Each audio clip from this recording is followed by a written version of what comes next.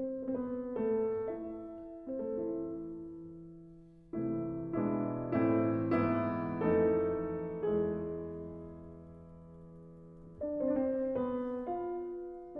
welcome back.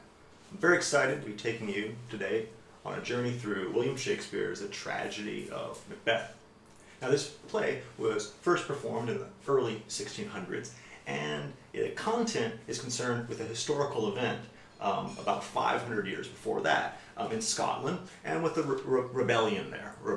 Now, we're not too concerned with the historical aspects. I'm certainly not concerned with historical aspects. I prefer in teaching to take what we call a new critical approach. That means we're just going to look at the play itself and see what ideas are suggested to us from the play, and we can build an interpretation and an argument about this play. So if you're interested in the historical aspects of the play, you can definitely look into that, and you can perform a historical reading of the play. But again, I'm not going to be taking that approach. I want to just leave all of that external historical information aside and just focus on the play. Now, when we're reading a play by William Shakespeare, it can be quite difficult. Even for me, it's quite difficult to understand sometimes. And we should have some sense, I think, beforehand of what the plot is going to be. That way we can focus more on the language and on our reading of the play. So the plot of this play is actually quite simple. There's a king. He's introduced to us in the cast of characters. It's King Duncan of Scotland. And the king is fighting to put down this rebellion being led by Macdonald. Right, Macdonald. He's going to die quite early in the opening of the play. And then this guy named Macbeth, who is the title character, he's going to later have his own treason. And not to ruin the play for you, but he's going to kill the king with his wife, Lady Macbeth. And we look at the cast of characters, which is a good first step. So we know the plot. Macbeth is going to kill the king and become the king himself through treason, and we'll see what happens as a result of that. That's the general plot. Another way to get a handle on Shakespeare is to look at the cast of characters. Now, in this play, as in many of Shakespeare's plays, there are many characters, over 30 in the play.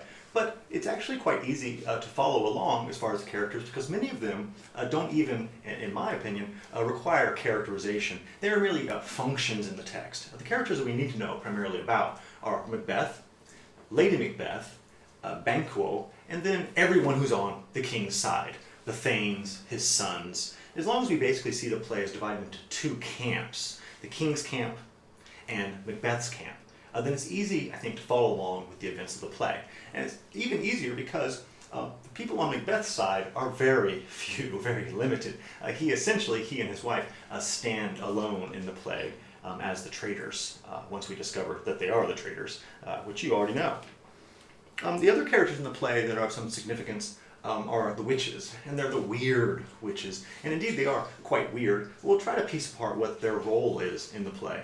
What I want to do in this first lesson was just recommend to you to have a familiarity with the plot of a play. Don't be afraid to look online and find out what the plot is of the play, and then also looking closely at the cast of characters and flipping back to the cast of characters when necessary, just to orient yourself with what their role is in the play.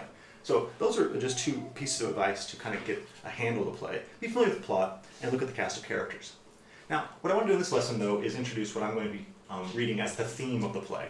I don't like to think of it so much as a theme. That seems overly simplistic. I like to think about a thread that I'm going to weave through the play by selecting appropriate quotations that I can use in an essay to build my argument. Now, the things I'm going to look for in this play, I'm just going to go ahead and tell you, and I want you to look for them too, and I'll show you why I think so. I want you to look at the relationship between cause and effect. I want you to look at the relationship between appearance and reality. Those are the two main things that I want you to look at as we look through this play. Because I think that's the primary question, in my reading anyway, that the play is concerned with. What is the relationship between appearance and reality? What is the relationship between cause and effect? Let me show you why I think that. Because what I do with a play is I like to look very closely at the opening to give myself a frame, give myself a way to read the play, things that I should look for. And perhaps my suspicions won't pan out. Maybe my reading that I thought would be appropriate was not, and maybe it is. So look closely at the opening of any text, novel, play, otherwise, to give yourself a frame and a way to read the play. Let me show you why I became concerned with cause and effect and appearance versus reality.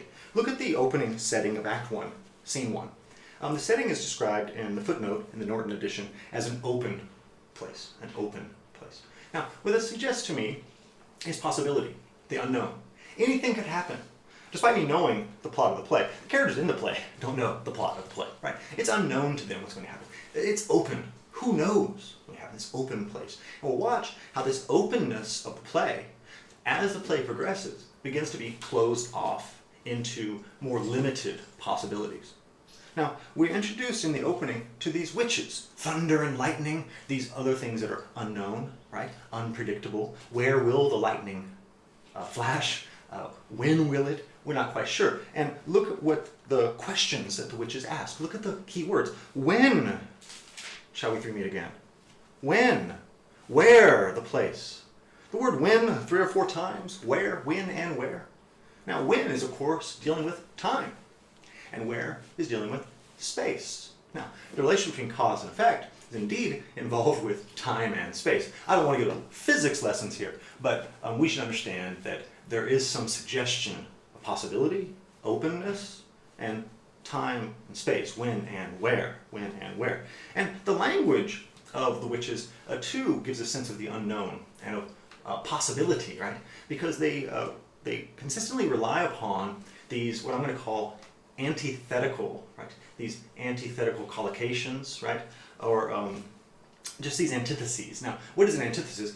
An antithesis is just using opposite words. Hot, cold, day, night, or for them, lost and won in line 4.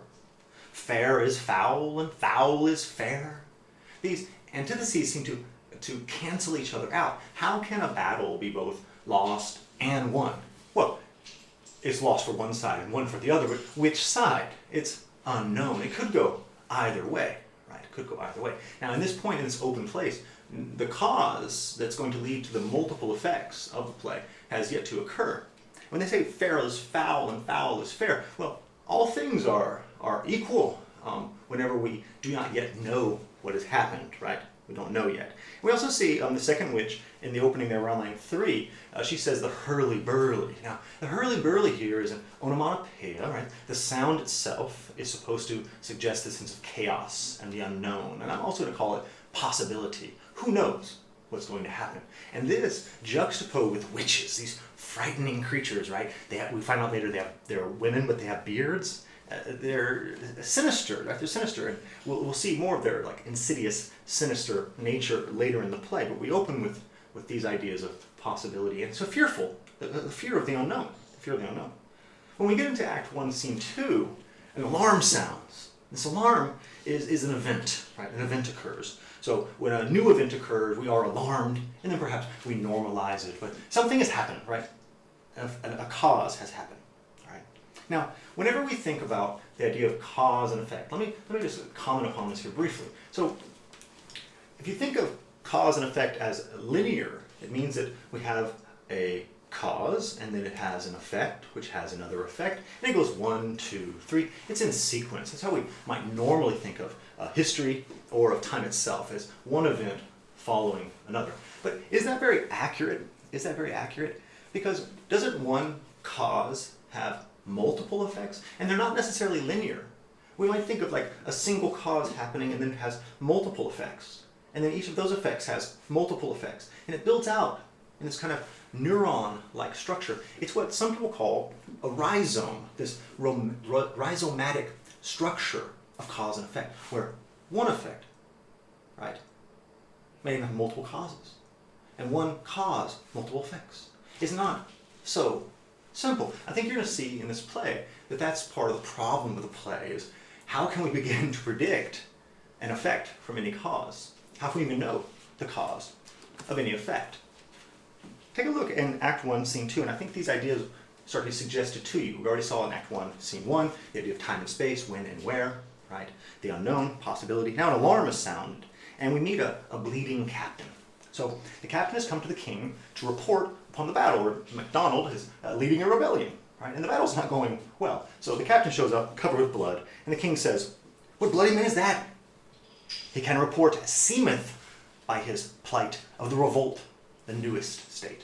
So look at the 2 words there. I marked all of these in my reading. It was seemeth by his plight. So, he's covered with blood. So it seems like he might know what's going on with the battle there. It seems like it. We don't know for sure, there's appearance, right? He's covered with blood. He must know what's going on with the battle, but it's just a seeming. And look what else is put there, where the king says he might tell us of the newest state, the newest state. So I see this relationship between what was, right, the past, and what is, between a cause and an effect. And he can inform us of this. So Malcolm calls upon him and says, say to the king, knowledge of the broil, right, this chaotic thing. What's your knowledge of it? As thou didst leave it. So here's another problem. You have this captain who's come to report, but he's reporting on something that is already past, it's already gone. Things might have changed by the time he presents it. This is this odd relationship that we have in the human experience with time, where we are experiencing the past and reporting upon it in the present, but things might have already changed. It's unreliable. Even our experience of what's happening in the present is unreliable. Can we even know anything more than the newest state, right? Consistently new. So the captain reports and uses a wonderful simile. He says, doubtful it stood, doubtful it stood, unknown, as two spent swimmers that do cling together and choke their art. So this battle was like two people drowning and pulling each other down into the water, and it's unknown. Maybe they both drown. Maybe one drowns, one survives. Maybe they both survive. It's unknown. It's doubtful. So MacDonald is this rebel, and it's the villainy of his nature, it says in line 11. And keep your eye on the word nature there too, because cause and effect is nature, is how nature functions. So keep that in mind. So there's the villainies of nature, and then it brings in the word in line 14, the word fortune. This complicates things further because fortune is like fate. And if it's fated, then what's the point of talking about all of this? But look what happens here. It says, and fortune on his damned quarrel smiling showed like a rebel's whore, but all's too weak. Fortune is too weak. Fate is too weak. Why? Well, because of brave Macbeth, line 16. So this complicates things. We have this idea of what we call determinism. Determinism means that a cause has an effect. It's predetermined even. But what is this human role, right? The bravery, this internal quality of Macbeth, can challenge fate itself. So the relationship between cause and effect has become complicated further when we bring in the human element. Keep that in mind as well. Because Macbeth, he deserves the name of brave, and he disdains fortune. That's line 17, right? Even fate itself, even determinism, the human power, right? Human action can change this. And it is a very action-filled scene. Look what Macbeth, picture this in your mind, right? You have to visualize it from the 17th century. They don't have special effects in Hollywood like we have now. Look at this image. It says, he faced the slave, MacDonald, line 20, which never shook hands nor bade farewell to him, till he unseamed him from the nave to the chops. Now, there's other versions of this play that say from the nape to the chops, right? But here's from the nave. So he cuts his whole body upward. It's very violent, and he fixed his head upon the battlements, right? Okay, so very bloody, very violent here in the opening, right? So we have a foreshadowing of what is to come, and this challenge of relationship between cause and effect. And the idea of cause and effect continues, right? Just to find more evidence of this is line 25, the captain says, as whence the sun against his reflections, shipwrecking storms and direful thunders. So this was this belief that, the sun would bring about different weather. It is true to some extent, right? But there's a relationship of cause and effect in nature. You see clouds, it's going to rain, for example. The sun's out, it's hot. Okay, there's a relationship between cause and effect there. So we see, continuing along, try to get this finished here. So he asks, the king asks, how about Macbeth and Banquo? Now Banquo is another character you should remember. He's a loyalist to Macbeth. That will change later in the play. And the captain says about Macbeth and Banquo, were they afraid? Yes. As sparrows, eagles, and hare the lion. This is again that natural response, right? If we talk about man's relationship to cause and effect, you have to admit we have some effects that we can't really prevent. We have these physical effects. I mean, we're going to die, for example. We must eat, we must sleep.